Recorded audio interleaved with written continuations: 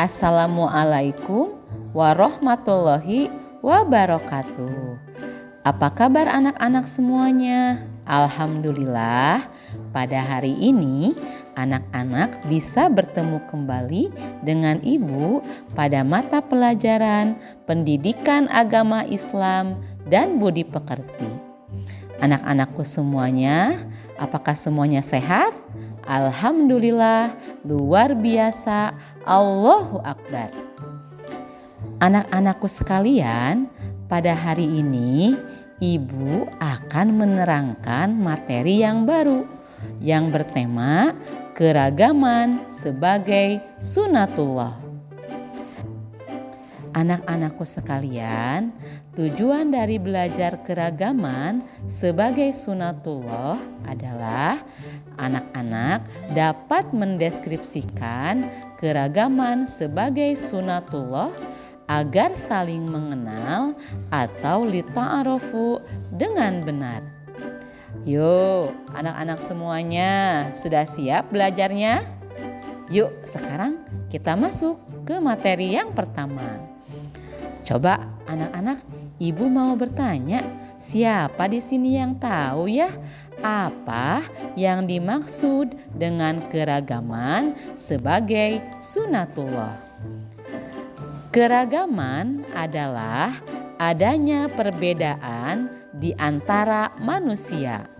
Ada perbedaan agama, suku bangsa, warna kulit, kesukaan, usia, bahkan perbedaan dalam keluarga kita. Semua itu sudah ditetapkan oleh Allah Subhanahu wa Ta'ala. Anak-anakku sekalian, seperti yang kalian tahu bahwa negara kita, negara Indonesia adalah negara yang sangat kaya. Negara kita diberikan beraneka ragam keragaman yang ada di Indonesia. Keragaman itu hendaknya dapat kita jaga dan dapat kita pertahankan karena merupakan anugerah dari Allah Subhanahu wa Ta'ala. Nah, sekarang coba anak-anak, siapa yang tahu di sini kapan terjadinya keragaman menjadi sunatullah? Ada yang tahu tidak? Keragaman menjadi sunatullah semenjak Allah Subhanahu wa Ta'ala menciptakan Nabi Adam dan Siti Hawa sampai seterusnya. Nabi Adam berjenis kelamin laki-laki dan Siti Hawa berjenis kelamin perempuan. Laki-laki dan perempuan merupakan hal yang berbeda. Nah, itulah awal mula adanya keragaman. Keragaman tersebut terus menerus sampai sekarang, sampai kita saat ini. Coba anak-anak, siapa di sini yang tahu ya?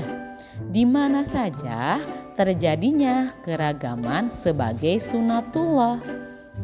Terjadinya keragaman sebagai sunatullah adalah di seluruh dunia. Dimanapun kita berada, kita harus menghargai keragaman sebagai sunatullah. Mengapa ya coba anak-anak kita harus menghargai keragaman tersebut? Karena kita tinggal bersama manusia. Manusia itu adalah makhluk sosial. Makhluk sosial adalah makhluk yang saling membutuhkan satu sama lainnya. Artinya, dalam hidup kita tidak bisa hidup seorang diri, tapi pasti membutuhkan bantuan orang lain. Jadi, dimanapun ada keragaman, maka kita harus belajar menghormati dan menghargainya. Sekarang, Ibu akan membahas, coba siapa saja yang terlibat di dalam keragaman sebagai sunatullah.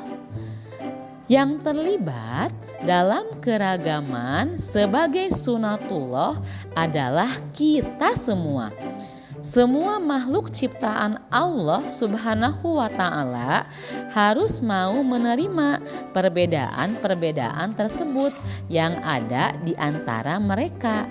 Jadi, dimanapun kita berada, dimanapun kita tinggal, maka keragaman tersebut atau perbedaan yang ada pasti akan kita temui. Tinggal kita bagaimana cara menyikapinya. Tentu cara menyikapinya adalah dengan menerima perbedaan tersebut dan saling menghormati dan juga menghargai. Sekarang, mengapa kira-kira kita harus menghargai keragaman sebagai sunatullah? Seperti yang Ibu tadi sampaikan, bahwa kita harus menghargai segala perbedaan yang ada di sekitar kita. Kita semua harus menghargai keragaman sebagai sunatullah karena tidak ada perbedaan di sisi Allah Subhanahu wa Ta'ala selain ketakwaan manusia itu sendiri. Jadi meskipun kita berbeda agama, berbeda suku bangsa, berbeda bahasa, berbeda warna kulit, tetapi di sisi Allah Subhanahu wa Ta'ala semua perbedaan tersebut tidak ada. Yang membedakan hanyalah derajat ketakwaannya saja. Bagi Allah tidak ada kelebihan dan kekurangan di antara semua makhluk ciptaannya. Karena yang dilihat oleh Allah Subhanahu wa Ta'ala adalah ketakwaan dari makhluknya. Nah, sekarang anak-anak, bagaimana caranya menghadapi keragaman sebagai sunatullah? Caranya adalah dengan saling menghormati satu sama lain. Perbedaan agama, suku bangsa, bahasa, warna kulit, kesukaan, usia, bahkan perbedaan dalam keluarga kita, semua itu harus kita hormati dan harus kita hargai. Nah, sekarang Ibu mau tahu nih anak-anak, contoh apa saja yang menggambarkan sikap keragaman sebagai sunatullah. Sikap keragaman sebagai sunatullah adalah saling menghargai dan menghormati yang dikenal dengan istilah toleransi. Toleransi dapat kita wujudkan dengan berbagai cara. Di antaranya, 1. Memberikan kebebasan kepada orang lain. Yang kedua, mengakui hak setiap individu. Yang ketiga, menghormati keyakinan orang lain. Dan yang keempat adalah saling mengerti. Nah, itu anak-anak sekilas tentang materi keragaman sebagai sunatullah yang tadi sudah Ibu sampaikan. Ibu berharap anak-anak semuanya, meskipun kita memiliki berbagai macam perbedaan, tetapi hendaknya perbedaan tersebut tidak menjadikan kita saling bermusuhan, tetapi justru dengan perbedaan tersebut menjadikan kita saling bersaudara dan saling menghargai sesuai dengan lambang negara kita yang berbunyi Bhinneka Tunggal Ika, yang artinya walaupun berbeda-beda tetapi tetap satu jua.